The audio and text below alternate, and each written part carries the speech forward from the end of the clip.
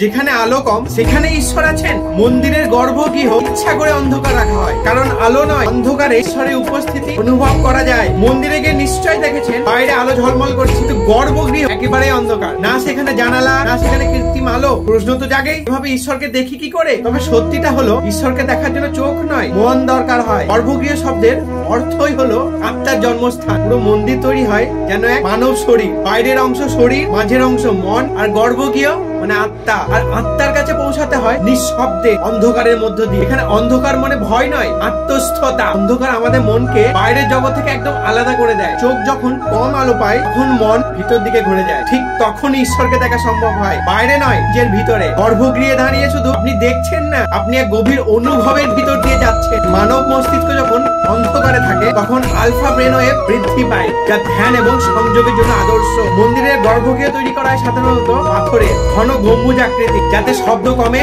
মন স্থির হয়। এই অন্ধকার আমাদের পঞ্চ ইন্দ্রকে নিষ্ক্রিয় করে দেয়, ষষ্ঠ ইন্দ্রকে সক্রিয় করে তোলে। বাইরে আলো যতই থাকুক, ভিতরে আলো জ্বালানোই আসল সাধনা। তাই গর্ভগৃহে একটি শুধু ছোট প্রদীপ, তাই হলো আমাদের আত্মার প্রতি। তোমার মধ্যেও সেই আলো আছে, কিন্তু দেখতে হলে তোমাকে অন্ধকারের মুখোমুখি হতে হবে। আপনিও কি কখনো গর্ভগৃহে দাঁড়িয়ে এক শূন্যতা অনুভব করেছেন? কমেন্টে লিখে জানান।